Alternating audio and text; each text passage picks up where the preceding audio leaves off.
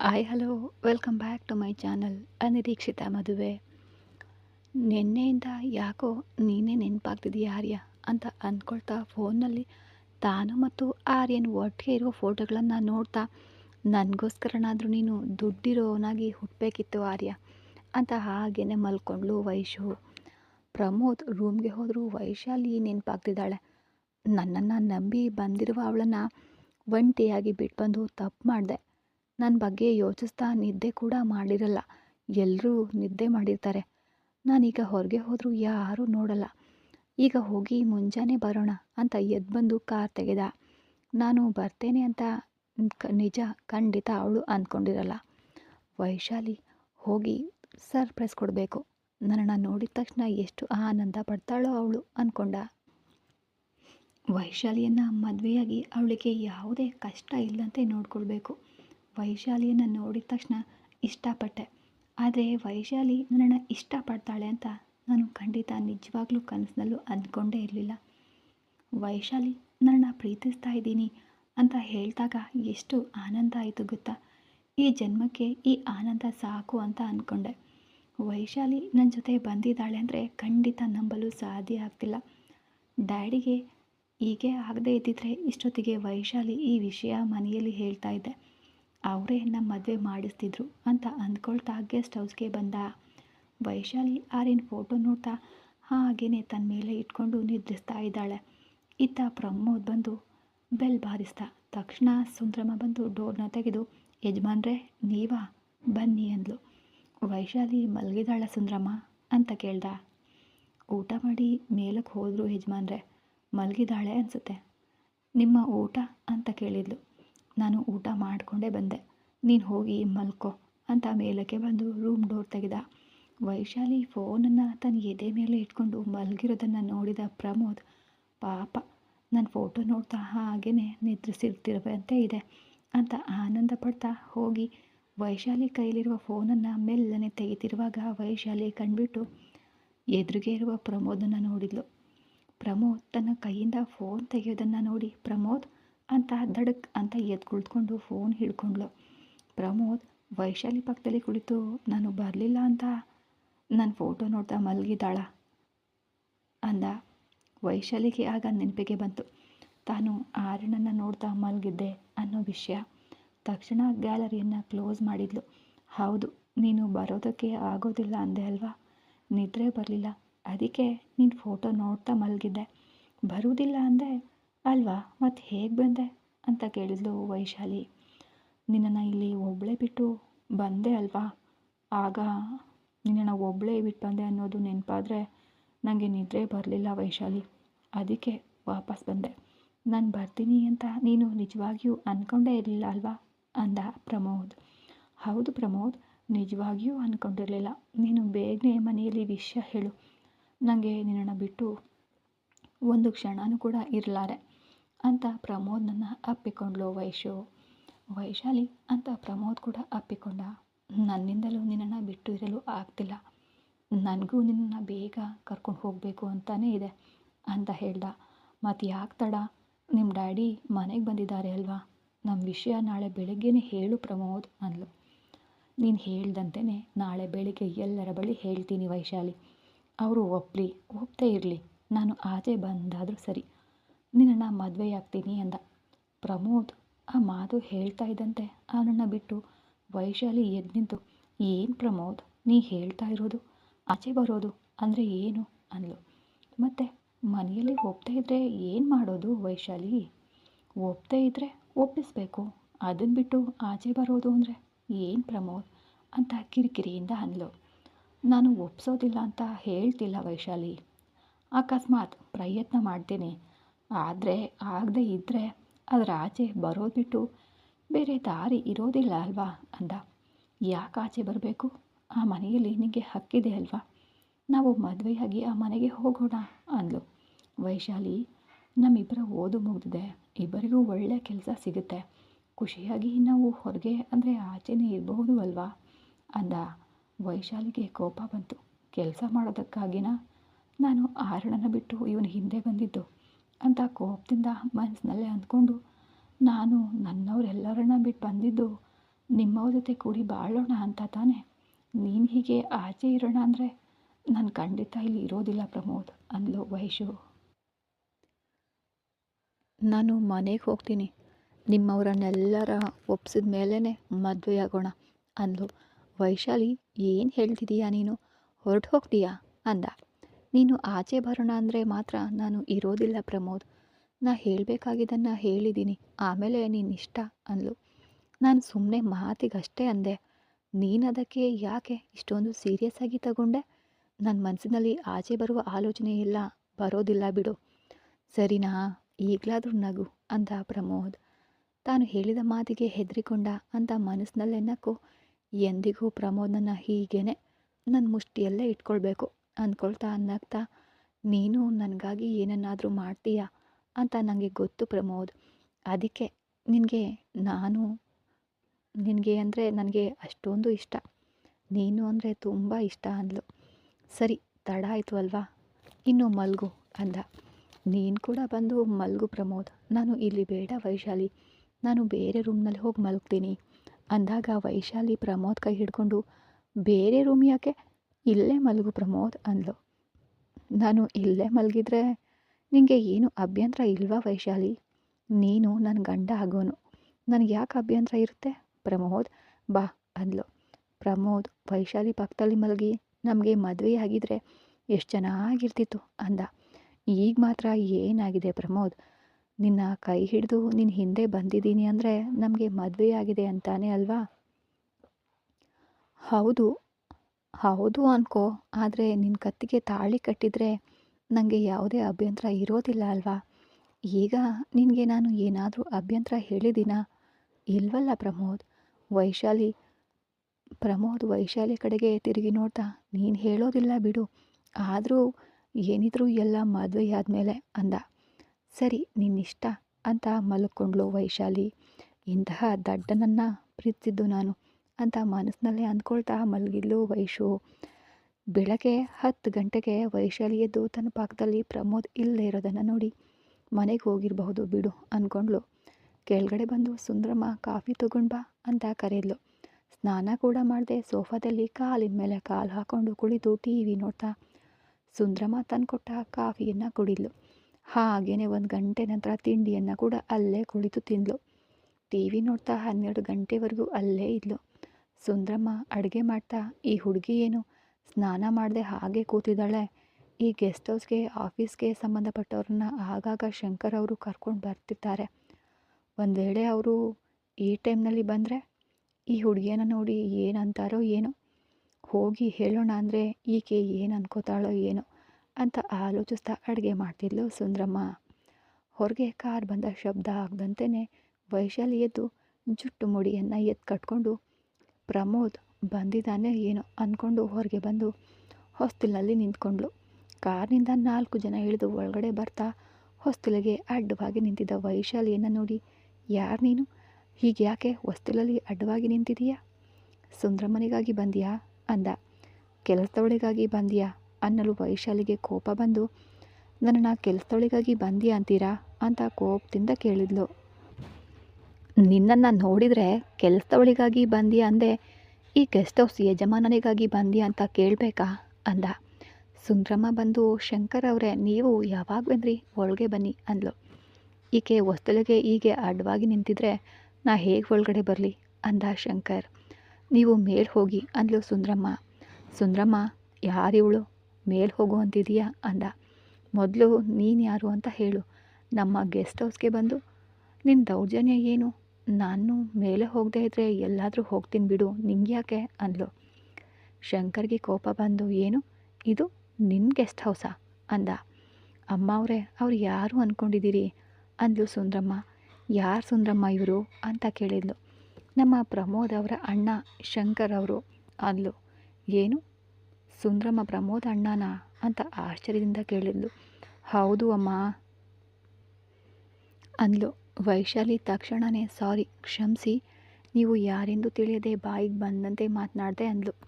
ಶಂಕರ್ ತನ್ನ ಜೊತೆ ಬಂದವ್ರನ್ನ ಕುಳಿತುಕೊಳ್ಳಲು ಹೇಳಿ, ಇಷ್ಟಕ್ಕೂ ನೀನು ಯಾರು ಅಂತ ಹೇಳಲೇ ಇಲ್ವಲ್ಲ ಅಂದ. ನಾನು ಯಾರು ಅಂತ ಪ್ರಮೋದ್ ಹೇಳ್ತಾನೆ ಬಿಡಿ ಅಂತ ಮೇಲೆ ಹೋದ್ಲು. ಶಂಕರ್ ಸುಂದರಮ್ಮನ ಕಡೆಗೆ ನೋಡಿ, ಪ್ರಮೋದ್ ಇವಳನ್ನು ಕರ್ಕೊಂಡು ಬಂದಿದ್ದಾನಾ ಅಂತ ಕೇಳ್ದ. ಹೌದು ಶಂಕರಪ್ಪ ಅವರೇ, ನಿನ್ನೆ ಕರ್ಕೊಂಡು ಬಂದರು ಅಂತ ಹೇಳಿದ್ಲು ಸುಂದರಮ್ಮ. ಮತ್ತು ಆ ವಿಷಯ ನಮಗೆ ಹೇಳಬೇಕಿತ್ತಲ್ವ ಸುಂದರಮ್ಮ, ಪ್ರಮೋದ್ ಸರ್ ಮನೆಯಲ್ಲಿ ಹೇಳ್ತೀನಿ ಅಂದರು, ಅದಕ್ಕೆ ನಾ ಹೇಳಲಿಲ್ಲ ಅಂದ್ಲು ಸುಂದರಮ್ಮ. ಪ್ರಮೋದ್ ಏನು ಹೇಳಲೇ ಇಲ್ವಲ್ಲ, ಲವ್ ಮಾಡ್ತಿದ್ರೆ ಅಂತಷ್ಟೇ ಪ್ರಮೋದ್ ಹೇಳಿದ್ದು. ಮನೆಯಲ್ಲಿ ಹೇಳಿ ಮದುವೆ ಆಗ್ತೀನಿ ಅಂದರೆ ನಾನು ಪ್ರಮೋದ್ ಜೊತೆ ಮಾತನಾಡ್ತೀನಿ, ನಮ್ಮೆಲ್ಲರಿಗೂ ಲಂಚ್ ರೆಡಿ ಮಾಡು ಅಂದ. ವೈಶಾಲಿ ರೂಮ್ಗೆ ಹೋಗಿ, ಇದು ನನ್ನ ಗೆಸ್ಟ್ ಹೌಸ್ ಅಂತ ಕೇಳ್ತೀಯಾ? ಈ ಗೆಸ್ಟ್ ಹೌಸನ್ನು ನಾನು ಮದುವೆಯಾದ ತಕ್ಷಣವೇ ನನ್ನ ಹೆಸರಿಗೆ ಬರ್ಸ್ಕೊಳ್ದೇ ಇದ್ದರೆ ನನ್ನ ಹೆಸರು ವೈಶಾಲಿನೇ ಅಲ್ಲ ಅಂದ್ಕೊಂಡ್ಳು. ಶಂಕರ್ ತನ್ನ ಜೊತೆ ಬಂದವರಿಗೆ ಒಂದು 5 ನಿಮಿಷಗಳಲ್ಲಿ ಬರ್ತೀನಿ ಅಂತ ಹೇಳಿ ಹೊರಗೆ ಹೋಗಿ ಪ್ರಮೋದ್ಗೆ ಕರೆ ಮಾಡ್ದ.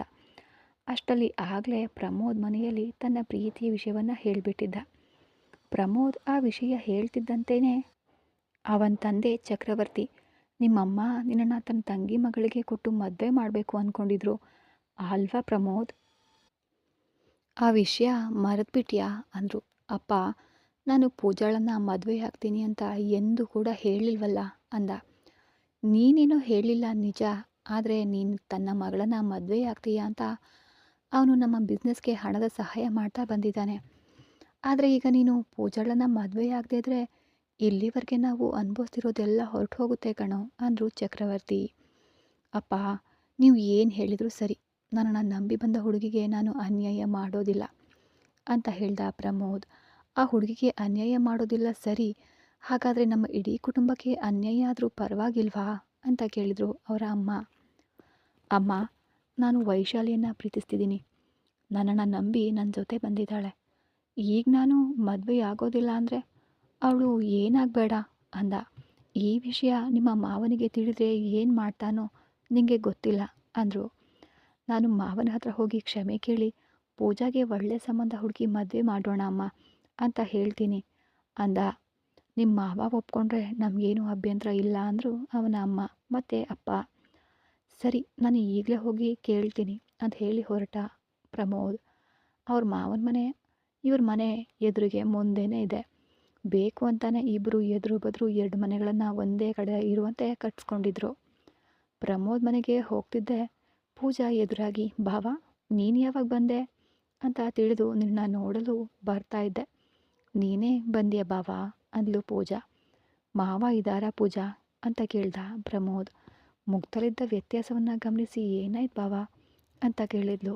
ಏನಿಲ್ಲ ಬಿಡು ಅಂತ ತನ್ನ ಮಾವ ಇದ್ದ ರೂಮ್ಗೆ ಹೋದ. ಗಜಪತಿ ಯಾವುದೋ ಫೈಲ್ ನೋಡ್ತಾ ಪ್ರಮೋದ್ ಬರೋದನ್ನು ನೋಡಿ, ಏನು ಅಳಿಯಂದ್ರೆ ಯಾವಾಗ ಬಂದ್ರಿ, ಕೂತ್ಕೊಳ್ಳಿ, ನಿನ್ನ ಓದು ಮುಗಿದ್ಮೇಲೆ ನೀನು ಬರ್ತೀಯ ಅಂತ ನಿನ್ನ ಅಮ್ಮ ಹೇಳಿದರು. ನಿನ್ನೆ ನಿಮ್ಮ ತಂದೆಯನ್ನು ಆಸ್ಪತ್ರೆಗೆ ಸೇರಿಸಿದ್ದಾರೆ ಅಂತ ನಿಮ್ಮ ಅಮ್ಮ ಹೇಳಿದ ತಕ್ಷಣ ಊರಿಗೆ ಹೋಗಿದ್ದ ನಾವು ಈಗಷ್ಟೇ ಬಂದವು. ನಾನೇ ಅಲ್ಲಿಗೆ ಬರಬೇಕು ಅಂದ್ಕೊಂಡೆ, ಯಾವುದೋ ಫೈಲ್ ಮೇಲೆ ಸಹಿ ಹಾಕಬೇಕಿತ್ತು, ಅರ್ಜೆಂಟ್, ಅದಕ್ಕೆ ಹಾಕ್ತಿದ್ದೀನಿ ಅಂತ ಎದ್ದು ನಿಂತು, ಬನ್ನಿ ನಿಮ್ಮ ಮನೆಗೆ ಹೋಗಿ ಮಾತನಾಡೋಣ ಅಂತ ಸೈನ್ ಹಾಕಿ ಎದ್ದು ಎಲ್ಲರೂ ಕೂಡ ಪ್ರಮೋದ್ ಮನೆಗೆ ಬಂದರು. ಚಕ್ರವರ್ತಿ ಮತ್ತು ಸುಮಿತ್ರಾ ದಿಗಿಲಿನಿಂದ ಇರೋದನ್ನು ನೋಡಿ ಆರೋಗ್ಯದ ಬಗ್ಗೆ ಏನಾದರೂ ಕಂಗಾಲಾಗಿದ್ದಾರೋ ಏನೋ ಅಂದ್ಕೊಂಡು, ಏನೂ ಆಗೋದಿಲ್ಲ ಬಿಡಿ ಭಾವ, ಕಡಿಮೆ ಆಗುತ್ತೆ ಅಂದ ಚಕ್ರವರ್ತಿ.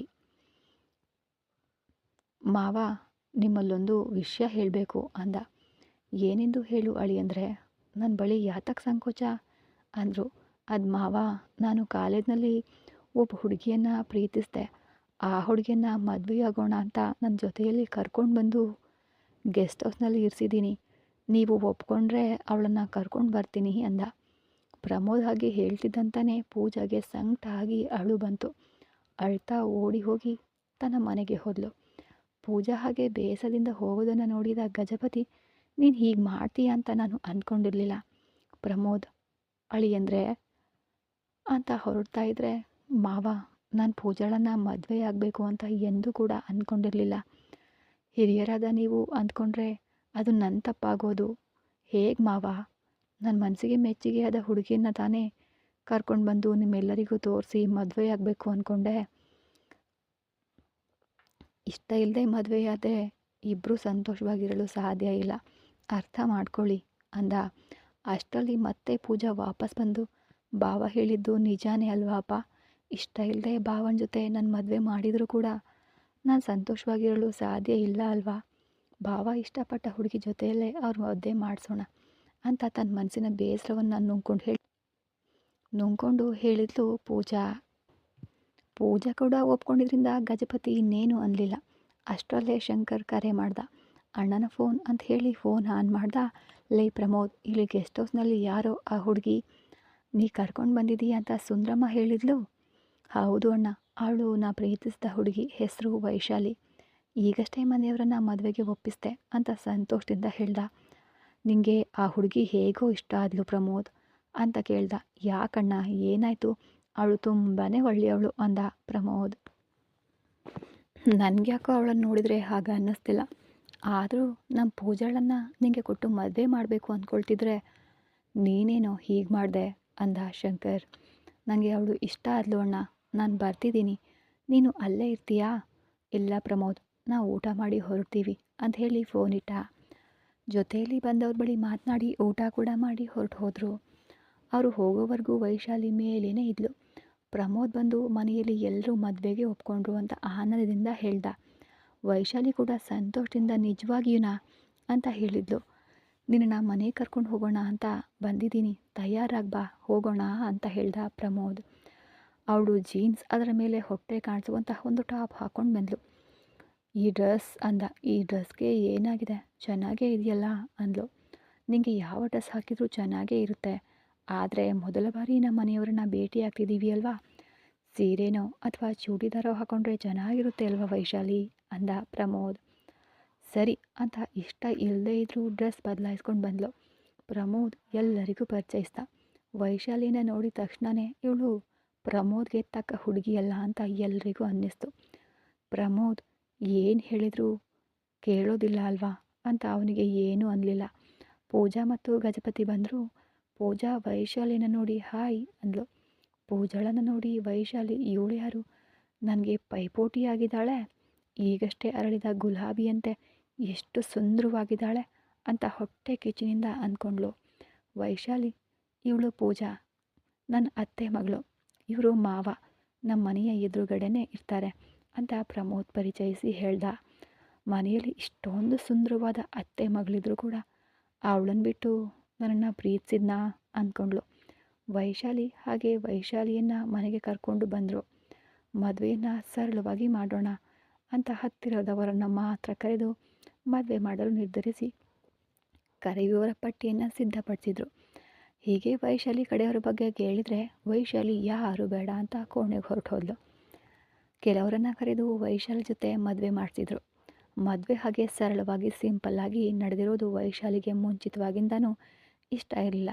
ಆದರೆ ಬೇರೆ ವಿಧಿನೇ ಇಲ್ಲದೆ ಮದುವೆಯಾಗೋವರೆಗೂ ಅವಳ ಮುಖದಲ್ಲಿ ನಗುನೇ ಇರಲಿಲ್ಲ. ಪೂಜಾ ವೈಶಾಲಿ ಬಂದಾಗಿಂದ ಗಮನಿಸ್ತಾನೇ ಇದ್ಲು. ಈ ಹುಡುಗಿ ಭಾವನಿಗೆ ತಕ್ಕವಳೇ ಅಲ್ಲ, ಮತ್ತೆ ಹೇಗೆ ಪ್ರೀತಿಸಿದ್ನೋ ಭಾವ ಅಂದ್ಕೊಂಡ್ಳು. ಮದುವೆಯಾದ ನಂತರ ಹೊಸ ದಂಪತಿಗಳನ್ನು ಮನೆಗೆ ಕರ್ಕೊಂಡು ಬಂದರು. ವೈಶಾಲಿ ಒಳಗಡೆ ಬಂದು ಇಂದಿನಿಂದ ಈ ಮನೆ ನಂದು ಅಂತ ಸಂತೋಷ ಪಡ್ತಾ ಇದ್ಲು. ಆ ದಿನ ಅವರ ಶೋಭನ ಅಂದರೆ ಮೊದಲ ರಾತ್ರಿಗೆ ಎಲ್ಲವನ್ನ ಏರ್ಪಾಡುಗಳನ್ನು ಮಾಡಿದರು. ಪ್ರಮೋದ್ ಅಂತೂ ಆನಂದದಿಂದ ತೇಲಾಡ್ತಾ ಇದ್ದ. ಪ್ರಮೋದ್ ವೈಶಾಲಿಯನ್ನು ನೋಡಿ ಆನಂದ ಪಡ್ತಾ ಇದ್ದರೆ ವೈಶಾಲಿ ಆ ಆಸ್ತಿಯನ್ನು ನೋಡಿ ಆನಂದ ಪಡ್ತಿದ್ಲು. ಒಟ್ಟಾರೆ ಇಬ್ಬರು ಕೂಡ ಆ ಖುಷಿಯಲ್ಲಿ ಕೋಣೆಗೆ ಬಂದರು. ವೈಶಾಲಿ ಕೋಣೆಗೆ ಬಂದು ಅಲ್ಲಿ ಯಾವುದೇ ಅಲಂಕಾರ ಇಲ್ಲದೇ ಇದನ್ನು ನೋಡಿ ನಿರಾಶೆಯಿಂದ, ಏನು ಪ್ರಮೋದ್ ಇದು ನಿಜವಾಗಿಯೂ ನಮ್ಮ ಮೊದಲ ರಾತ್ರಿ ನಡೆಯುವ ಕೋಣೆಯ ಆ ರೀತಿ ಇದೆಯಾ ಅಂತ ಕೋಪದಿಂದ ಕೇಳಿದ್ಲು. ಈಗ ಆಗಿದ್ದು ಆಗೋಯ್ತು ಅಲ್ವಾ, ಸರಿ ಬಿಡು ಅಂತ ಅವಳ ಮೇಲೆ ಕೈ ಹಾಕ್ತ. ಅಷ್ಟೇ, ಅವಳು ಆ ಕೈಯನ್ನು ತಳ್ಳಿಬಿಟ್ಟು ನನಗೀಗ ಮೂಡಿಲ್ಲ ಅಂತ ಮಲ್ಕೊಂಡ್ಳು. ಪ್ರಮೋದ್ ಇನ್ನೇನು ಮಾಡಲು ಸಾಧ್ಯ, ತನ್ನ ಪಾಡಿಗೆ ತಾನು ಮಲ್ಕೊಂಡ. ಬೆಳಗ್ಗೆ ಪ್ರಮೋದ್ ಎದ್ದು ರಾತ್ರಿ ಏನೂ ನಡೀಲಿಲ್ವಲ್ಲ ಅನ್ನೋ ಬೇಸದಿಂದ ತಯಾರಾಗಿ ಬಂದು ವೈಶಾಲಿಯನ್ನು ಎಬ್ಬಿಸ್ದ.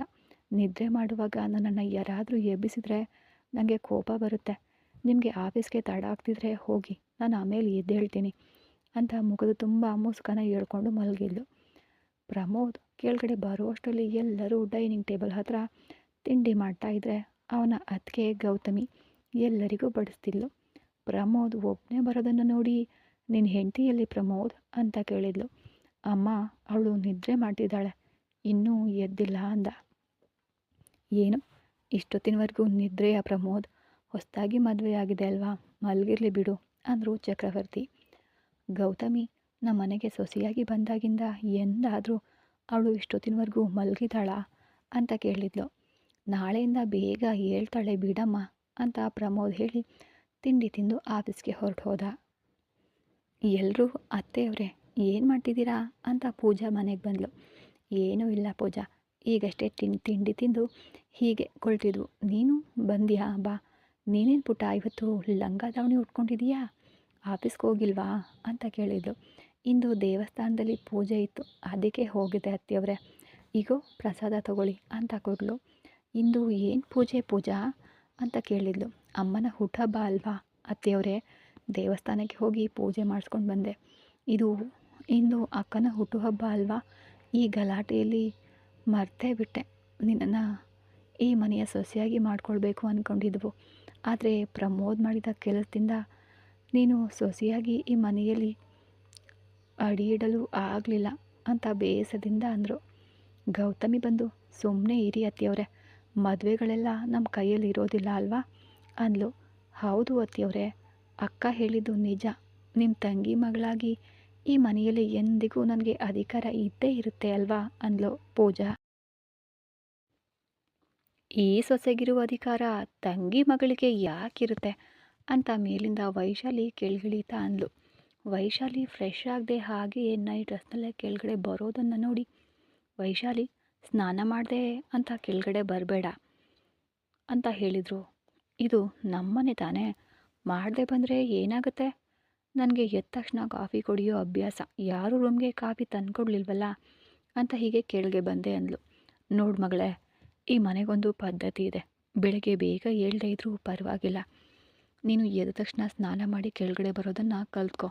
ಗೌತಮಿ ಯಾವತ್ತೂ ಹೀಗೆ ಎದ್ದು ಬರಲೇ ಇಲ್ಲ, ನಿಮ್ಮ ಅಕ್ಕನನ್ನು ನೋಡಿ ನೀನು ಕಲ್ತ್ಕೊ ಅಂದ್ಲು. ವೈಶಾಲಿ ಕೋಪದಿಂದ, ಅಂದರೆ ನಿಮ್ಮ ಉದ್ದೇಶ ಏನು? ನನಗೆ ಪದ್ಧತಿಗಳು ಗೊತ್ತಿಲ್ಲ ಅಂತಾನಾ? ನಾನು ಬ್ರಾಹ್ಮಣರ ಕುಟುಂಬದಿಂದ ಬಂದವಳು, ನನಗೆ ಪದ್ಧತಿಗಳು ಅಂದರೆ ಏನು ಅಂತ ಚೆನ್ನಾಗೇ ಗೊತ್ತು. ನೀವು ನನಗೆ ಹೊಸದಾಗಿ ಹೇಳಿಕೊಡುವ ಅಗತ್ಯ ಏನಿಲ್ಲ ಅಂದ್ಲು. ಏನು, ನೀನು ಬ್ರಾಹ್ಮಣರ ಹುಡುಗಿಯಾ ಅಂತ ಆಶ್ಚರ್ಯದಿಂದ ಕೇಳಿದ್ಲು. ಅದ್ಯಾಕೆ ಅಷ್ಟೊಂದು ಆಶ್ಚರ್ಯ? ನಿನ್ನ ನಡವಳಿಕೆಯನ್ನು ನೋಡಿದರೆ ಹಾಗೆ ಅನ್ನಿಸ್ಲಿಲ್ಲ. ನಮ್ಮ ಪ್ರಮೋದ್ ನಿನ್ನ ಬಗ್ಗೆ ಏನೂ ಹೇಳಲಿಲ್ಲ. ನೋಡಿದ ತಕ್ಷಣ ನನ್ನ ಮುಖದ ಮೇಲೆ ಬ್ರಾಹ್ಮಣರ ಹುಡುಗಿ ಅಂತ ಬರೆದಿರುತ್ತಾ ಏನು? ತಿಳಿಯೋದಕ್ಕೆ ಬರೆದಿರುವ ಅಗತ್ಯವೂ ಇಲ್ಲ ಬಿಡಿ. ಈಗ ನೋಡು, ನನ್ನ ತಂಗಿ ಮಗಳನ್ನು ನೋಡು ಹೇಗಿದ್ದಾಳೆ. ಹೊರಗೆ ಹೋದರೆ ಬ್ರಾಹ್ಮಣರ ನೀವು ಅಂತ ಕೇಳ್ತಾರೆ. ನಮ್ಮ ಉಡುಪಿನಲ್ಲಿ ನಮ್ಮ ನಡವಳಿಕೆಯನ್ನು ನಾವು ಯಾರು ಅನ್ನೋದು ತಿಳಿಯುತ್ತೆ ಅಂದ್ಲು. ಹಾಗಿದ್ದಾಗ ನಿಮ್ಮ ತಂಗಿ ಮಗಳನ್ನೇ ಈ ಅತ್ತೆಯವರು ಸೊಸೆಯಾಗಿ ಮಾಡ್ಕೊಳ್ಬೇಕಿತ್ತಲ್ವಾ ಅಂತ ವ್ಯಂಗ್ಯವಾಗಿ ಅಂದ್ಲು. ನಾವು ಚಿಕ್ಕಂದಿಂದ ಅವರಿಬ್ಬರಿಗೂ ಮದುವೆ ಮಾಡಬೇಕು ಅಂತಾನೆ ಅಂದ್ಕೊಂಡಿದ್ವಿ. ಆದರೆ ಮಧ್ಯದಲ್ಲಿ ಇವನು ನಿನ್ನನ್ನು ಪ್ರೀತಿಸಿ ನಿನ್ನನ್ನು ಮದುವೆಯಾದ. ಇಲ್ಲದೇ ಇದ್ದಿದ್ರೆ ಈ ಚಿನ್ನದ ಗೊಂಬೆ ಈ ಮನೆ ಸೊಸೆಯಾಗ್ತಾ ಇದ್ಲು. ಆದರೂ ನಮಗೆ ಬರ್ದಿರ್ಬೇಕಲ್ವೇ ಅಂತ ಹೇಳಿ ಒಳಗಡೆ ಹೋದರು. ಅಕ್ಕ, ನಾನು ಆಫೀಸ್ಗೆ ಹೋಗಬೇಕು ಬಾಯ್ ಅಂತ ಹೇಳಿ ಹೊರಟು ಹೋದ್ಲು. ಸುಮಿತ್ರಾ ಹಾಗೆ ಅನ್ನೋದಕ್ಕೆ ವೈಶಾಲಿಗೆ ಕೋಪ ಬಂದು ರೂಮ್ಗೆ ಹೋಗಿ ಪ್ರಮೋದ್ಗೆ ಕರೆ ಮಾಡಿದ್ಲು. ಪ್ರಮೋದ್ ಫೋನ್ ರೂಮ್ನಲ್ಲಿ ಇಟ್ಟು ತನ್ನ ಮಾವನ ರೂಮ್ಗೆ ಹೋಗಿದ್ದ. ಈ ಮನೆಯಲ್ಲಿ ನಾನು ಅಂದರೆ ಯಾರಿಗೂ ಇಷ್ಟ ಇಲ್ಲ ಅಂತ ಕಾಣಿಸುತ್ತೆ. ತಂಗಿಯ ಮಗಳನ್ನು ಸೊಸೆಯಾಗಿ ಮಾಡ್ಕೊಳ್ಬೇಕು ಅಂದ್ಕೊಂಡಿದ್ದವರಿಗೆ ನಾನು ಪ್ರೀತಿಸಿದ್ದು ಇಷ್ಟ ಆಗಲಿಲ್ಲ ಅನಿಸುತ್ತೆ. ಹೀಗಿದ್ರೆ ಈ ಮನೆಯಲ್ಲಿ ಯಜಮಾನಿಕೆ ನನಗೆ ಸಿಗೋದು ಕಷ್ಟ. ನಾನು ಸ್ವಲ್ಪ ಬದಲಾಗಿ ಒಳ್ಳೆಯವಳಾಗಿ ಇರಬೇಕು, ಆಗ್ತಾನೆ ಈ ಮನೆಯಲ್ಲಿ ಎಲ್ಲರೂ ನನ್ನ ಮಾತು ಕೇಳುವಂತೆ ಮಾಡಿಕೊಳ್ಳಲು ಸಾಧ್ಯ ಅಂತ ಅಂದ್ಕೊಳ್ತಾ ರೂಮ್ ಒಳಗೆ ಬಂದು ಪ್ರಮೋದ್ ಫೋನ್ನಲ್ಲಿ ವೈಶಾಲಿಯ ಮಿಸ್ ಕಾಲ್ ನೋಡಿ ವೈಶಾಲಿಗೆ ಕರೆ ಮಾಡ್ದ. ಫೋನ್ ಮಾಡಿದೀಯ ವೈಶು? ನಾನು ಮಾವನ ರೂಮ್ಗೆ ಹೋಗಿದ್ದೆ, ಅದಕ್ಕೆ ನೋಡಲಿಲ್ಲ ಅಂದ. ಏನೂ ಇಲ್ಲ ಪ್ರಮೋದ್, ಸುಮ್ಮನೆ ಫೋನ್ ಮಾಡಿದೆ ಅಷ್ಟೆ. ರಾತ್ರಿ ನಿನಗೆ ತುಂಬ ಬೇಸರ ಮಾಡಿದೆ ಅನ್ನಿಸ್ತು, ಸಾರಿ ಹೇಳೋಣ ಅಂತ ಕರೆ ಮಾಡಿದೆ ಅಂದ್ಲು. ವೈಶಾಲಿ, ಇದರಲ್ಲಿ ನಿನ್ನ ತಪ್ಪೇನಿದೆ? ನನ್ನೊಂದಿಗೆ ನಿನ್ನ ಜೀವನ ಸುಂದರವಾಗಿ ಪ್ರಾರಂಭವಾಗಬೇಕು ಅಂದ್ಕೊಂಡೆ, ಅದರಲ್ಲಿ ತಪ್ಪೇನಿದೆ? ನಿನ್ನ ಆಸೆಯನ್ನು ಪೂರೈಸಬೇಕು ಅಂತ ನಾನು ಹನಿಮೂನ್ಗೆ ಪ್ಲ್ಯಾನ್ ಮಾಡಿದ್ದೀನಿ. ಎಲ್ಲಿಗೆ ಅಂತ ಹೇಳೋದಿಲ್ಲ ನಿನಗೆ. ನಿನ್ನನ್ನು ಅಲ್ಲಿಗೆ ಕರ್ಕೊಂಡು ಹೋಗಿ ಸರ್ಪ್ರೈಸ್ ನೀಡ್ತೀನಿ, ಸರಿನಾ ಅಂದ. ಪ್ರಮೋದ್ ಹಾಗೆ ಹೇಳ್ತಾ ಇದ್ದಂತೆ ಆನಂದದಿಂದ ಹೌದಾ ಅನ್ನಲು ತಕ್ಷಣವೇ ಈಗ ಬೇಗ ಬೇಡ ಬಿಡು ಪ್ರಮೋದ್, ಮನೆಯಲ್ಲಿ ಇಷ್ಟ ಇಲ್ಲದೆ ಮದುವೆಯಾಗಿದ್ದೀವಿ. ಈ ಸಮಯದಲ್ಲಿ ನಾವು ಹನಿಮೂನ್ ಅಂದರೆ ಚೆನ್ನಾಗಿರೋದಿಲ್ವೇನೋ ಅಂದ್ಲು. ನಮ್ಮವರು ಹಾಗೇನೂ ಅಂದ್ಕೊಳ್ಳೋದಿಲ್ಲ ಬಿಡು. ವೈಶಾಲಿ ಈಗಷ್ಟೇ ಮಾವನ ಜೊತೆ ಈ ವಿಷಯ ಮಾತನಾಡಿ ಬಂದೆ. ಹಾಗೇ ಹೋಗಿ ಬನ್ನಿ ಅಂತ ಅವರು ಕೂಡ ಟಿಕೆಟ್ನ ಬುಕ್ ಮಾಡಿದ್ದಾರೆ ಅಂತ ಹೇಳ್ದ. ಈ ದಡ್ಡ ಹನಿಮೂನ್ ಬಗ್ಗೆ ಅವ್ರ ಬಳಿ ಯಾಕೆ ಹೇಳ್ದ? ಅವನು ಹೇಳ್ದೆ ಹೋಗಬಾರ್ದಿತ್ತು. ಆದರೂ ಇವರ ಆಫೀಸ್ನಲ್ಲಿ ಅವನು ಯಾಕಿದ್ದಾನೆ ಅಂತ ಮನಸ್ಸಿನಲ್ಲೇ ಅಂದ್ಕೊಳ್ತಿರಲು ಹಲೋ ವೈಶಾಲಿ ಅಂತ ಕರೆದ ಪ್ರಮೋದ್. ಈ ಕತೆ ಮುಂದುವರಿಯೋದು ಮತ್ತೆ ಸಿಗೋಣ ಮುಂದಿನ ಎಪಿಸೋಡಲ್ಲಿ. ಅಲ್ಲಿವರೆಗೂ ಧನ್ಯವಾದಗಳು.